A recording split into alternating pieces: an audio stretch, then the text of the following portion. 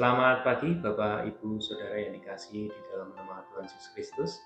Senang sekali kita kembali bertemu untuk bersama-sama kita belajar mengenai kebenaran firman Tuhan. Namun sebelumnya, marilah terlebih dahulu kita berdoa. Tuhan Yesus yang baik, terima kasih ya Tuhan, karena Engkau menyediakan waktu yang baik buat kami, sehingga kami di saat ini boleh bersama-sama untuk belajar mengenai kebenaran firman. Kiranya Engkau buka mata hati kami, buka pikiran kami, buka telinga kami, sehingga kami mau mendengar dan juga memelihara serta melakukannya dalam kehidupan kami sehari-hari ya Tuhan. Ya Tuhan, kami mau serahkan waktu kami di saat hari ini dari awal pertengahan hingga akhirnya hanya di dalam tangan kuasa-Mu saja. Hanya di dalam nama Tuhan Yesus Kristus kami berdoa dan mengucap syukur padamu. Haleluya. Bapak Ibu Saudara, saat ini untuk judul renungan yaitu adalah kunci sukses hidup sukacita yang diambil dari Zakaria 8 ayat 1 sampai 17. Namun saya akan membacakan dan kita akan fokus di ayat 14 sampai 17. Sebab beginilah firman Tuhan semesta alam. Dahulu aku telah bermaksud mendatangkan malapetaka kepada kamu, ketika nenek moyangmu membuat aku murka, dan aku tidak menyesal. Firman Tuhan semesta alam. Tetapi pada waktu ini aku berbalik. Aku bermaksud berbuat baik kepada Yerusalem dan kepada kaum Yehuda. Janganlah takut. Inilah hal-hal yang harus kamu lakukan. Berkatalah benar seorang kepada yang lain, dan tegakkanlah hukum yang benar, yang mendatangkan damai di pintu-pintu gerbangmu.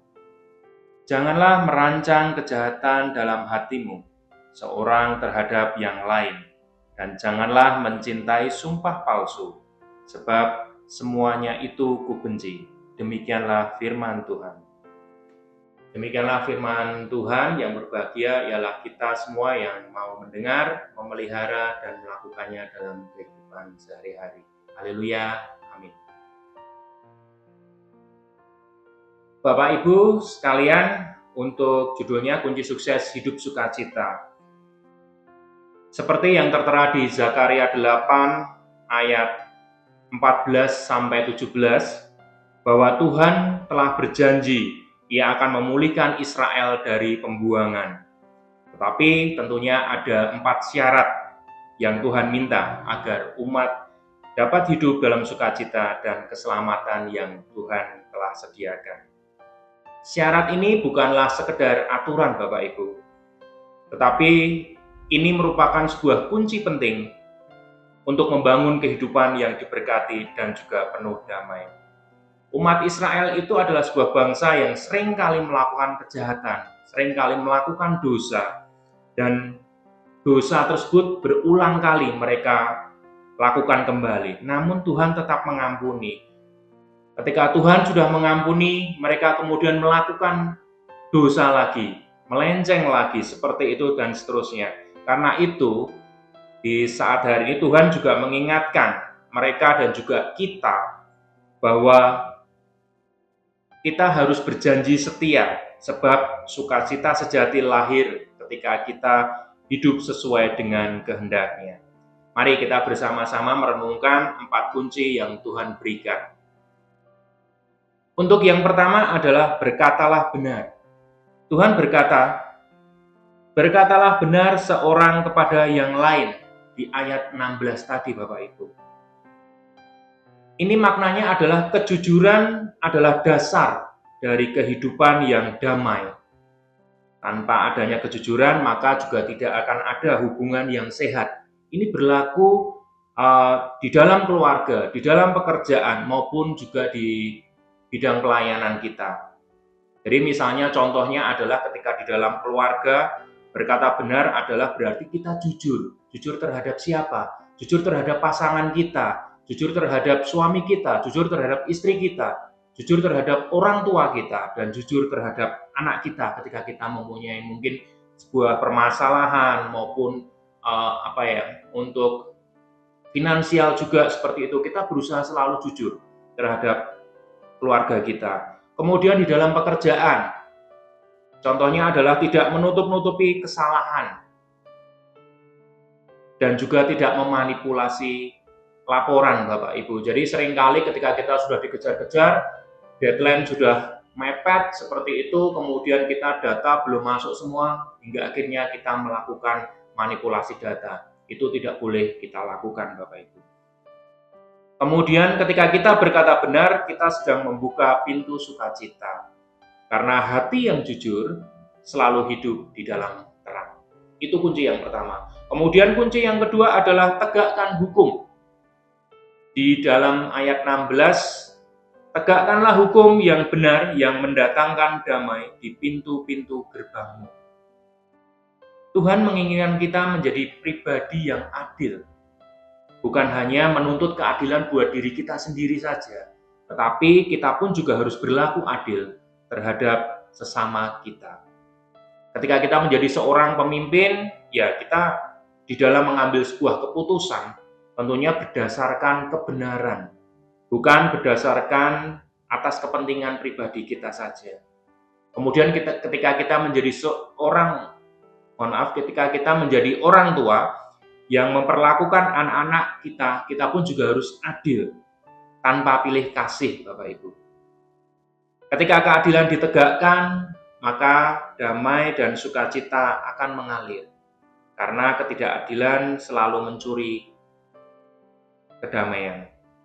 Kemudian poin yang ketiga, kunci yang ketiga adalah jangan merancang kejahatan. Ini terdapat di ayat 17 tadi.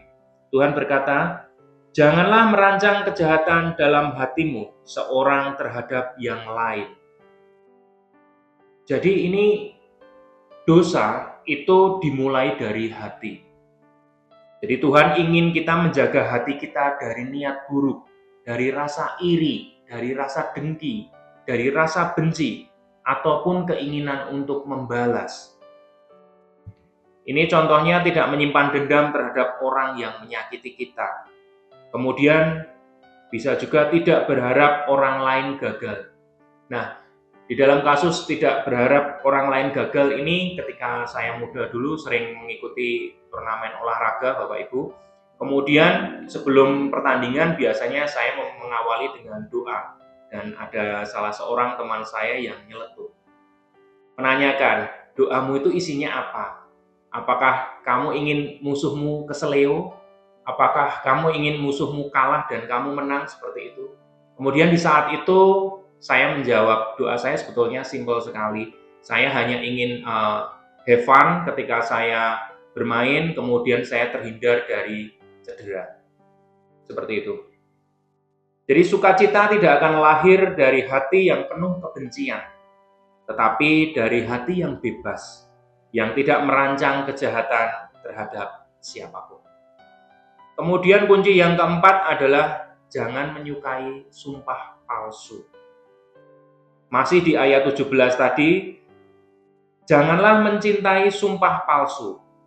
Jadi Tuhan itu membenci kebohongan yang disertai dengan janji atau sumpah untuk menutupi kebohongan tersebut. Tuhan terlebih lagi menginginkan integritas kita. Jadi kita sejalan dengan janji dan apa yang kita kerjakan atau apa yang kita lakukan. Ini tidak membuat alasan palsu untuk menutupi kesalahan dan juga tidak bersaksi palsu demi keuntungan pribadi. Tidak berjanji di hadapan Tuhan atau manusia tanpa kesungguhan atau tanpa bersungguh-sungguh Bapak Ibu. Jadi sukacita sejati hadir ketika perkataan dan tindakan kita itu selaras. Itu artinya ada integritas di dalam situ, tidak ada kepura-puraan. Janji Tuhan terikat pada kesetiaan kita. Jadi bangsa Israel dijanjikan pemulihan, dijanjikan sukacita, dan juga keselamatan. Tuhan ingin membawa mereka keluar dari pembuangan, memulihkan tanah mereka, dan menegakkan damai sejahtera. Tetapi janji tersebut berkaitan erat dengan ketaatan. Demikian pula hidup kita Bapak Ibu. Tuhan ingin memberkati kita, memulihkan kita, dan juga menguatkan kita. Tetapi Tuhan juga mengajak kita untuk berpegang pada 4 kunci tadi, yaitu berkata benar, menegakkan hukum atau keadilan, menjaga hati supaya tidak merancang kejahatan, dan juga yang keempat, tidak menyukai sumpah palsu. Jika kita setia terhadap perkara-perkara tersebut, maka sukacita bukan hanya menjadi kondisi sesaat, tetapi sebuah gaya hidup yang Tuhan karuniakan bagi setiap orang yang berjalan dalam kebenarannya. Kiranya kita semua berjanji setia kepada Tuhan bukan karena terpaksa, tetapi karena kita rindu mengalami sukacita yang sejati. Selamat memasuki masa Advent yang ketiga, dan selamat Natal dan Tahun Baru. Amin. Mari kita bersama bersatu hati dalam doa. Ya Tuhan, Allah Bapa kami yang bertahta di dalam kerajaan surga, kembali kami menghadap ke hadirat-Mu ya Tuhan. Kiranya Engkau sendiri yang mengajar kami tentang 4 hal tadi ya Tuhan, supaya kami boleh senantiasa setia terhadap Engkau ya Tuhan, dan memegang kunci untuk mendapatkan sukses dan juga hidup sejati ya Tuhan. Ya Tuhan, kiranya Engkau memberkati kami, kehidupan kami, dan juga masa depan kami. Kami serahkan seluruh kehidupan kami hanya ke dalam tangan kuasa-Mu saja. Hanya di dalam nama Tuhan Yesus Kristus kami berdoa dan mengucap syukur padamu. Haleluya. Amin.